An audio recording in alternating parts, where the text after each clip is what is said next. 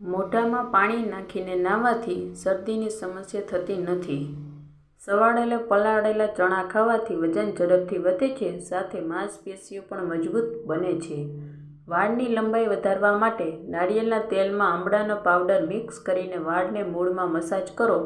વાળની લંબાઈ બમણી ઝડપથી વધે છે. જે રોજ સવારે ટમેટાં ખાય છે તેના વાળ ક્યારેય સફેદ થતા નથી.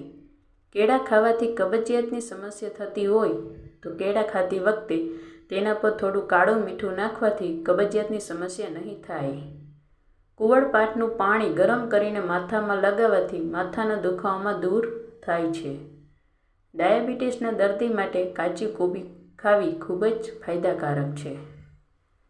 જો તમે આખો દિવસ મહેનત કરો છો તો તમે સવારે ઉઠીને બકરીનું દૂધ પી લો, તેનાથી તમને થાક નહીં લાગે. રાત્રિના પ્રકાશ માટે હંમેશા સફેદ બલ્બનો ઉપયોગ કરો અને રંગીન બલ્બ તમારે દ્રષ્ટિને નબળી પાડી શકે છે. ઠંડા પાણીથી સ્નાન કરવાથી લોહીનો પ્રવાહ વધે છે. લાંબા આયુષ્ય માટે તીખું અને તળેલી વસ્તુથી દૂર રહો. આવું કરવાથી હૃદયને લગતી બીમારી તમારા શરીરમાં પ્રવેશ કરશે નહીં.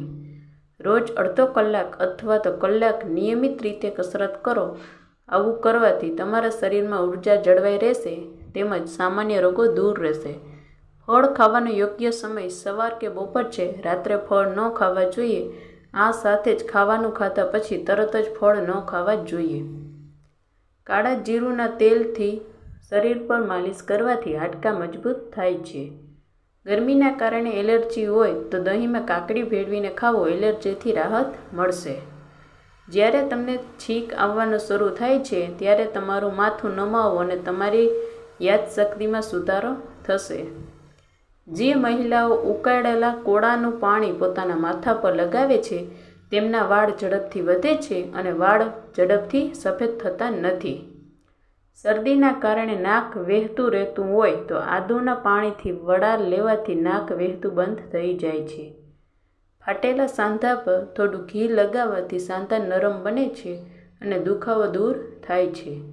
આદુનું પાણી પીવાથી શરીરમાં જીવાત જમા થતાં અટકે છે. દૂધમાં 1 ચમચી ઘી ભેળવીને પીવાથી શરીરમાં શક્તિ આવે છે. ચા સાથે આદુનો 1 નાનો ટુકડો નાખવાથી વ્યક્તિને કમજોરી ઓછી આવે છે. દહીં અને કેળાનું એકસાથે સેવન ન કરો. આમ કરવાથી શરીરમાં નુકસાન પહોંચી શકે છે. શ્વાસનળીમાં જામેલો કફ અને ઉધરસ જાયફળના તપ ઉપર શેકીને ખાવાથી ગમે તેવી ઉધરસ અને શ્વાસનળીનો કફ રામબાણ ઉપાય તરીકે નાશ પામે છે. છાંયડામાં સૂકવેલો કારેલાનો પાવડર રોજ 1 ચમચી ખાવાથી ડાયાબિટીસમાં ખૂબ જ રાહત થાય છે. જે વ્યક્તિ રોજ સવારે 1 ટમેટું ખાય છે તેના વાળ નાની ઉંમરે સફેદ થતા નથી. ક્યારેય પણ ખજૂર ખાધા પછી તરત પાણી ન પીવું જોઈએ, તે નુકસાનકારક છે. ક્યારેય પણ કેળા ખાધા પછી તરત જ પાણી ન પીવું જોઈએ, તે પેટમાં પાર ઉત્પન્ન કરે છે અને પાચન ક્રિયાને નબળી પાડે છે. ઉનાળાના સમયમાં રાત્રે દૂધ ન પીવું જોઈએ, જે વાયુ ઉત્પન્ન કરે છે અને પેટની સમસ્યા ઉત્પન્ન કરે છે. રોજ લીંબુ પાણી પીવાથી વધતા પેટ કાબૂમાં આવે છે તેમજ શરીરમાંથી બિનજરૂરી ગંદકી દૂર થાય છે. રોજ સવારે ઉઠીને કમસે કમ 1 અથવા તો 2 કિલોમીટર ચાલવું જોઈએ. તેનાથી શરીરના દરેક અંગો મજબૂત થાય છે તેમજ હૃદયને લગતા રોગો દૂર થાય છે. જે લોકો શરીરનું વજન ઓછું કરવા માગતા હોય તે લોકો બપોરે જમીને તરત જ સૂવાની આદત દૂર કરવી જોઈએ. જે લોકો રાતના ઉજાગરા કરે છે તો એનું આયુષ્ય ખૂબ જ ઓછું હોય છે. સ્વાદમાં બિનજરૂરી મીઠું નાખીને ખાવાવાળા લોકોને હૃદયની સમસ્યા તેમજ ડાયાબિટીસ જલ્દી થઈ શકે છે. શાસ્ત્રમાં મીઠાને સફેદ ઝેર નામ આપવામાં આવ્યું છે. ઊભા રહીને પાણી પીવાથી સાંધામાં પ્રવાહી એકઠું થઈ શકે છે અને સાંધાને નુકસાન પહોંચાડે છે. જે લોકો વધુ ખાંડવાળી ચા પીવે છે તે ઝડપથી જાડાપણાનો એટલે કે મોટાપણનો શિકાર બને છે. પાણી પીધા પછી થોડીવાર ચાલો. એટલું કરવાથી વૃદ્ધ અવસ્થા સુધી ઘૂંટણનો દુખાવો નહીં થાય. મસાથી છુટકારો મેળવવા માટે રોજ એલોવેરા જેલ લગાવવી જોઈએ. આ થોડા દિવસમાં સુકાઈ જશે અને નીચે પડી જશે. વધુ પડતો કફ હોય ત્યારે કેળા અને મધ ખાવાથી ફાયદા થાય છે. તમારે મૂળાની સાથે દૂધ, ખીર, નારંગી અને કારેલાનું ભોજન ન કરવું જોઈએ. તે તમારા શરીરમાં ઝેર જેવું કામ કરે છે. જ્યારે લીંબુ કડક થઈ જાય ત્યારે તેને 1 કલાક માટે હુંફાળા પાણીમાં પલાળી રાખો. આનાથી રસ કાઢવામાં સરળતા રહેશે. લીલા મરચાંને ભોજન સાથે ખાવો. તમારી આંખની રોશની તેજ થશે.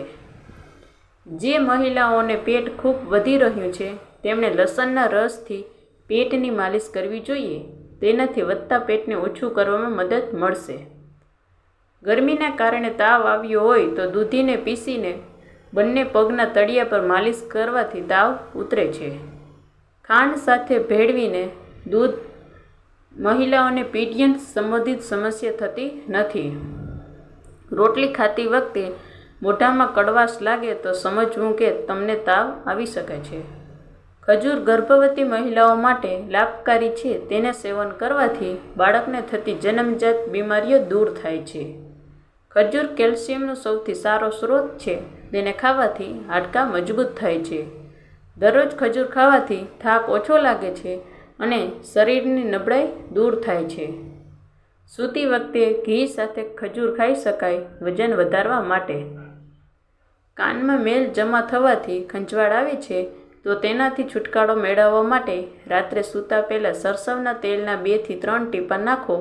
આમ કરવાથી કાનમાં જમા થયેલો મેલ સવાર સુધીમાં બહાર આવી જશે. જાયફળના સેવનથી સુસ્તી અને હતાશામાં ઘટાડો થાય છે. વધુ પડતી ઠંડુ પાણી પીવાથી ચહેરા પર કરચલીઓ પડી જાય છે. ફળ ખાધા પછી પાણી ન પીવું જોઈએ. આમ કરવાથી એસિડ બને છે અને છાતીમાં જલન પણ થઈ શકે છે. ધાણાનો રસ માથાની તાલ પર લગાડવાથી માથાના વાળ ઉગવા લાગે છે. ઉનાળામાં ફુદીનાને પાણીમાં ભેળવીને પીવો. તેનાથી તમારું પેટ સ્વસ્થ રહેશે. ખૂબ જ ગરમ ખોરાક ખાવાથી હૃદય રોગ થઈ શકે છે. મોઢામાં ચાંદા હોય તો આલુનો રસ પીવો. તેનાથી ચાંદા દૂર થઈ જશે.